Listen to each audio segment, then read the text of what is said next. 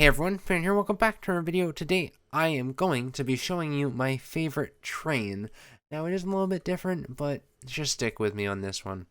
If you did like this video, make sure to hit the like button and the subscribe button because it helps out my channel a lot, and join my Discord server down below because there's some pretty cool people there. Now this is my favorite train. You'll be like, why is this your favorite train? Well, I built this train a year ago on a live stream. I'll link it down below. You probably don't want to watch it. It's pretty boring. But this train is special to me as it's the first one that I built that was like really significantly detailed, and it was the first 2U train and I'm in love with it. You may be like, how does it drive? I don't know. It's magic. You know, if you really want to, you can read the description on the workshop. It does have 3 sister locomotives. I will not be showing these off today, but they can all be found in the link down below. Now, I would just give this thing a drive, but honestly, driving a train or a locomotive by itself isn't really a train, is it? It's just a locomotive. So I thought that we should add some carriages, just like this. Yeah, I think that's a lot better. Now we actually have a whole train here. Like, look. We got the locomotive, followed by a crew transport. It has 6 seats. It's the same on both sides. 2 tall wagons, you can fit whatever you want in there. A short wagon, and of course, another tall wagon, because who doesn't love a bunch of tall wagons? Now, obviously, you're like, well, what's so good about this? Well, for example, I have 80 FPS and we're on the max physics. Like, you can't do that with a full-size train. This is a locomotive and then 5 carriages. That just doesn't happen.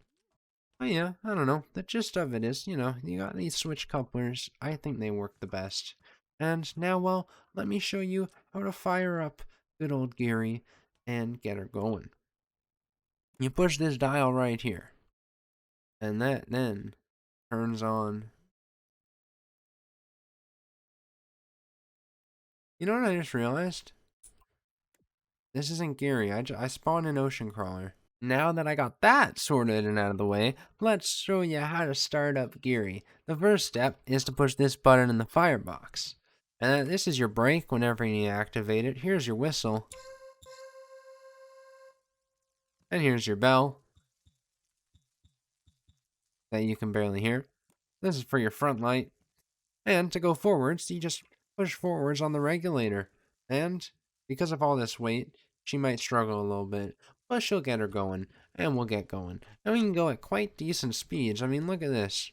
And we're just absolutely blazing down this track. Still, by the way, if anyone wants to build a bridge there, a good bridge, it's open. Or if you guys want, maybe I'll live stream myself building a bridge. That might be a fun idea. Now, we get to drive Geary through a beautiful, absolutely beautiful, scenic route. Now, one thing that I will mention, the fire, it's a bit buggy. First of all, it doesn't look like fire for some reason, and obviously when it moves, it kind of travels. That's an issue. You have to release the brake before you throttle again. I didn't really think about when it was moving when I placed the particle in there, as obviously it was stationary. But yeah, that is a thing that I just never remove because it looks cool while it's stationary, and well, while you're moving, your toes just get set on fire a little bit. But honestly, this track is absolutely beautiful to drive these 2U trains down, and I think it truly is it's a really beautiful experience. So if you have this tile on your workshop, I would recommend building or subscribing to a 2U train like this one, and just going for a drive. To slow down, you can just push the opposite on the regulator right here. You can see there's a couple switches. It's pretty hard to explain the logic because there's a lot of it, but it works. And if you keep holding this, you'll start to go backwards once you slow down to a complete stop. This is probably one of my favorite parts right here, where the rocks just kind of come around you, and it's just cool, This whole track is it's really quite beautiful. Especially because you can't see the track. Like, where is it? No, it's kind of hidden. It's kind of hidden away back there, but you'll find it eventually. Here's the bridge where obviously if you lined up some trains down below and then you had this one coming over the top, I think it would look pretty damn cool. But sadly today we just got this one. But honestly, I think that if someone was like in a passenger service on the main line down below there and they saw this thing overhead, they would probably be pretty damn jealous. Because just like, look how glorious this is going along. And obviously, we gotta have friendly railways. We gotta have that FR plastered all over absolutely everything that we possibly can so people know this is friendly railways here. We mean business. We don't fuck around like the other companies. There's another view of, I think that's the 3U line right down there. Coming up, we're going on to the Trestle, which is notorious for being dangerous. That's pretty cool, though. Right here, the track, it got a bit overrun by a swamp, I guess. A swampy little grassy kind of bushy kind of thing. Anyways, you just don't want to step off the train while it's over that part of the track. Coming up, we got a stop sign, and are we going to listen? Well, maybe we will for today. Um, because we don't really want to crash our train, or do we? Now, thanks to Joe Train for this, but this train uses a system that is really complicated that I don't understand.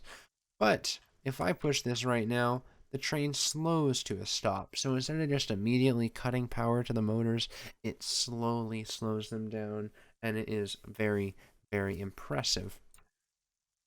Now, I'll give you one more look at this in like the sunlight, pretty good area. You could store quite a bit in these, I believe, so at least personally.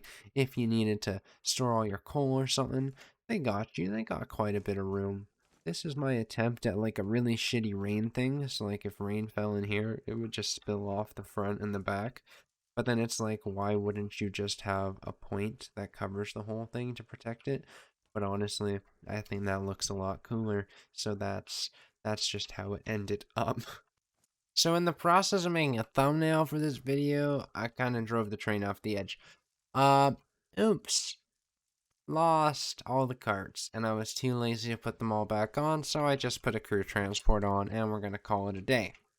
Now, you all obviously want me to send Geary off the edge. So I'm just gonna do that, and then I'm gonna run for the dock to get a good view of this for all of you. The fastest that I can. Here we go. Be prepared to watch the train fall off the viaduct. It is so much higher up than I thought. Oh my god. Here we go, I guess. That'll be good. This is so dramatic. It's driving so fast. And it goes. Oh no, whatever will we do? Kerplonk. And into the ocean, and somehow it floats. Isn't that just really suspicious? But anyways, guys, that's it for today's episode. If you did like it, hit the like button and the subscribe button. But if you didn't like it, you can dislike it, but you can't see it, so watch the point. Make sure to join my Discord server if you would like to subscribe to this, or just check the link. But joining the Discord server is pretty beneficial to your mental health, I've heard. Don't quote me on that. It's probably the opposite. But have a good morning, evening, or afternoon, and I'll see you guys in the next one. Bye-bye.